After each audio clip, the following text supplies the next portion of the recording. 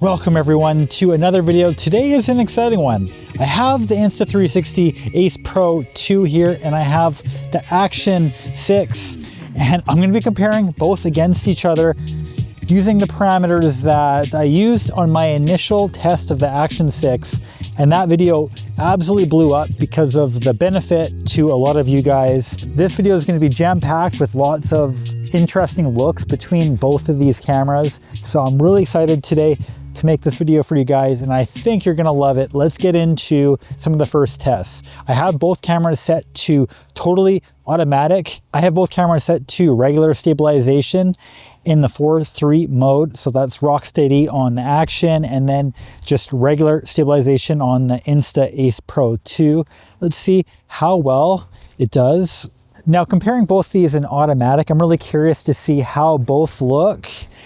So far, just looking at the monitor on the Ace Pro 2, it seems like it's not necessarily getting the white balance right. Looks maybe a little bit too blue over there, but all in all, it looks not too bad. This is at 4K 30, but we're going to do lots of tests within these different modes here. When looking at both cameras, they have similar modes in a sense. On the Action 6, you have the 1/1 inch sensor mode that allows you to crop and post, just like the Insta360 has one called Freeframe mode. So let's just compare how these both look. When I'm moving further away and closer, are we going to suffer quite a bit in cropping with the Insta compared to the larger sensor that is on the Action 6? I should mention as well, I'm still in auto mode right now, just letting the cameras do all the work, variable aperture mode, and auto white balance, auto ISO on the Insta and the Action. Next mode that I'm going to test right now is the Horizon Steady mode, also known as the Horizon 360 mode. So I should be able to twist both cameras and I should stay in the frame, position in the same spot. Let's see. I know both cameras experience some pretty crazy motion blur when doing this, which could be used, I guess, in a sense, as an effect, but I don't know. One of the most important things for Action cameras is the stabilization. I have both cameras set now to 4K 60 using the regular stabilization mode. That is rock steady on the Action, and then just regular stabilization on the Insta360.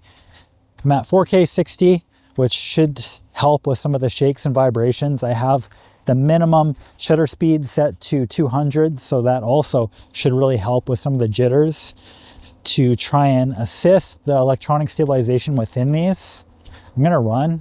Let's see how this looks when running with both. Just in 4:3 mode, by the way. Okay, now let's change the mode and let's see how it looks. We're in rock steady plus now, and then just high stabilization on the Insta. Let's do some running, see how both these look. My Nikon Z6 III is slapping me in my back. On my back, sorry. All right, let's do some. I look like an idiot. Thankfully, no one's here. Although there are some people watching me from the parking lot. Okay. All right, so now we're in the Freeframe mode and also the 1/1 inch sensor mode.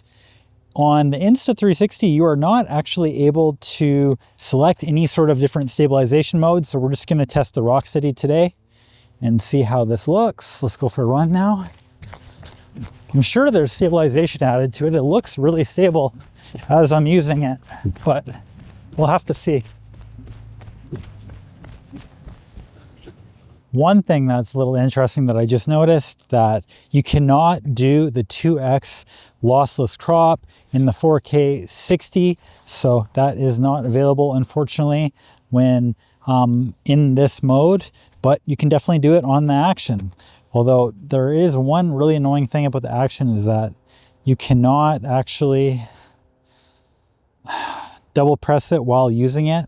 Not to mention, trying to press the front screen on the Action really sucks because it always seems to end up locking the screen for whatever reason. And when I did say that it didn't work, that was in the Freeframe mode on the Insta360, unless that wasn't clarified, and it works in the 1/1 inch sensor mode on the Action. Now, one major benefit with the Insta360 Ace Pro 2 is that you can 2x it while being in video. And this is something that is just a firmware fix away for the DJI camera, but this is honestly a pretty annoying thing that they could have easily added in, but they did not. So looking forward to them hopefully adding this in pretty soon while using it. So how is this? Let's flip it over and let's see what sort of clarity we get on both. Is there quite a bit of loss of detail on either of these? Now, the Insta360 can also shoot 8K, so I think it's best we try and test with that to see if we can pump a little bit more resolution out of this sensor by switching it over to 8K, which I think we will be able to. All right, so we're in this 8K mode now, and as I mentioned before, we will be able to actually select it while having it on, so that's major benefit with this Insta360. With this 2x mode selected, how is the quality? I'm really curious. There's actually a bit of a delay, and it tells you actually on the screen on the Insta360 that you will be experiencing a delay while shooting in this 8K mode. I think it just needs a little bit of buffer time because of the bit rate with this. So how does all this look? Curious how steady this is as well. I'm shooting in 8K mode.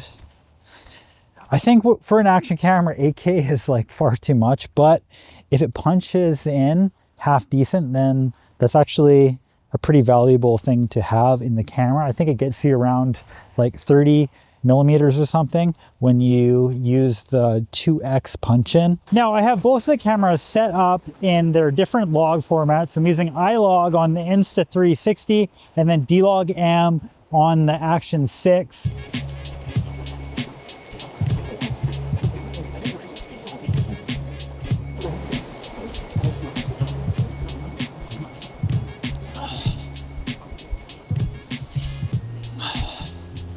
How do both of these look? For those of you watching that last clip that was wondering why the footage looked ultra shaky on both cameras, it's actually because I was using too low of a shutter speed, and that's one lesson I hope to teach all of you, is that when you're using these action cameras with its EIS, electronic stabilization, you need the shutter speed much higher. So currently, right now, I'm in 4K 60 and I have 200 shutter speed in order to help iron out some of those wobbles. With the ground being so saturated recently, there's just so many mushrooms out right now.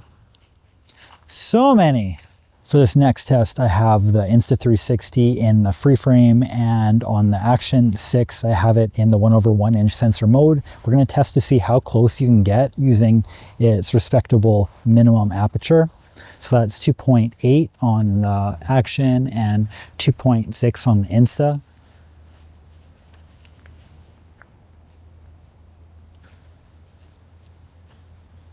Now the Action has another trick up its sleeve though. It can switch over to f4. So let's have a look at f4 right now. f4 now on the Action 6. Now how close can we get in comparison? Is this a gimmick? I really don't think it is, but a lot of you out there seem to. How close? Maybe we can get this close? Oh, I'm sorry guys. I'm really sorry for that. Now let's flip it over. Let's see. Something that's not an absolute monstrosity. Let's look at, let's see how close we can get.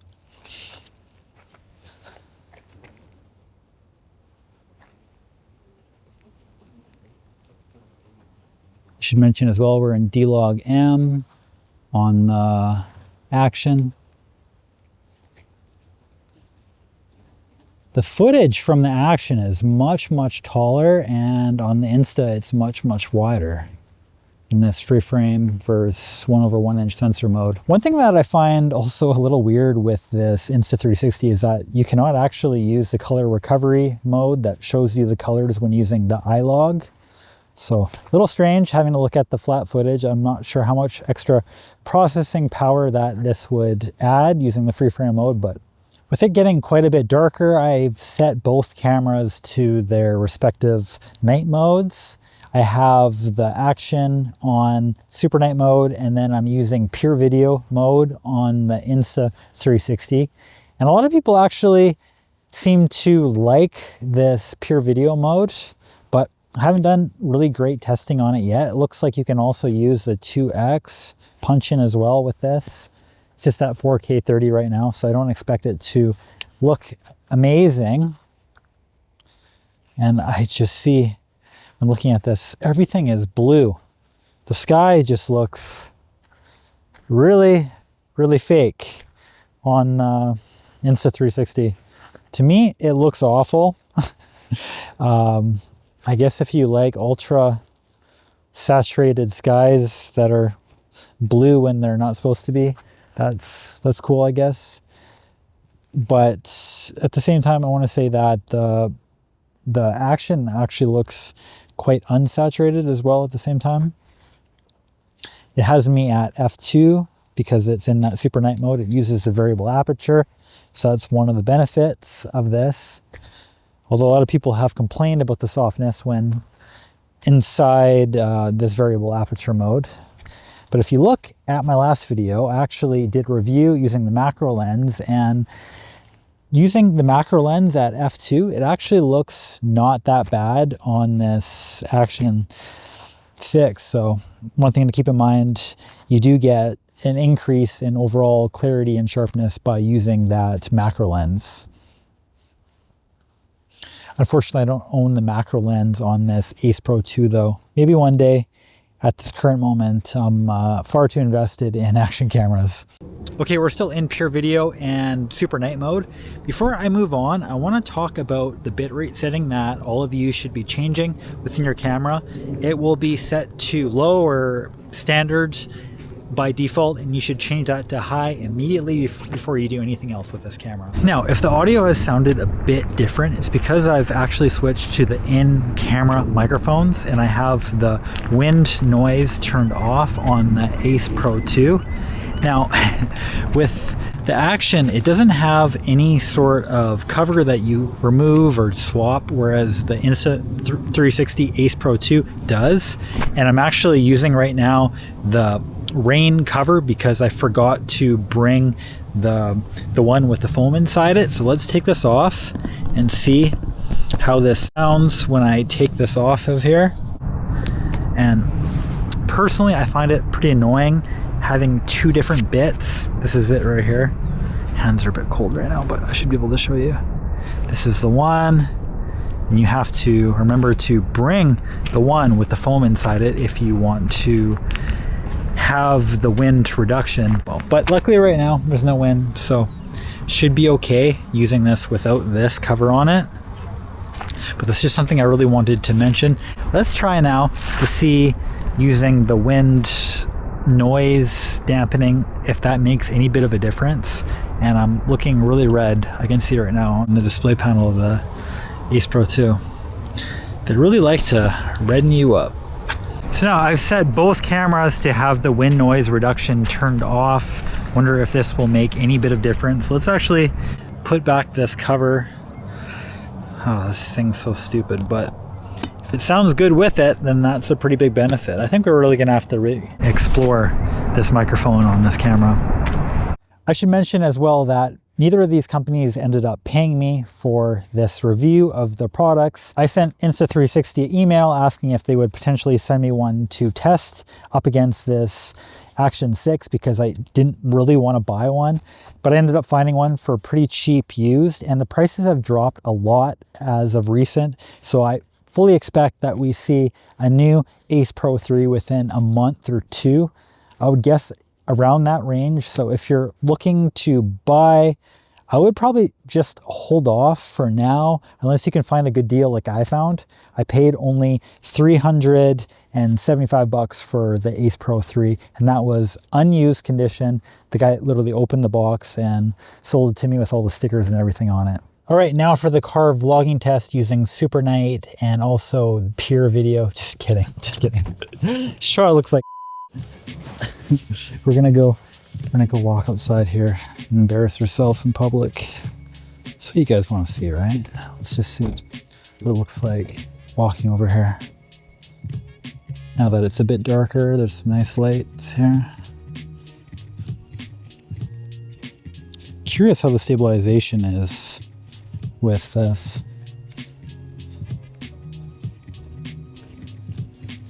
Especially considering you can't really select any stabilization modes as far as I know within Insta360. Looks nice. Let's just do a quick little walk here.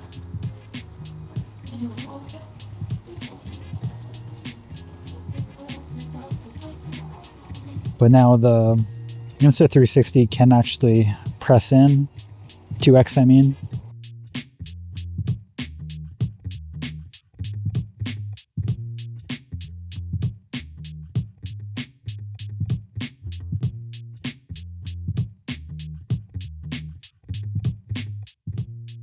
All right, well, I think this is as good of a place as any to embarrass myself and send you all off. If you have anything you want me to test, please let me know. I'd be happy to test whatever you'd like.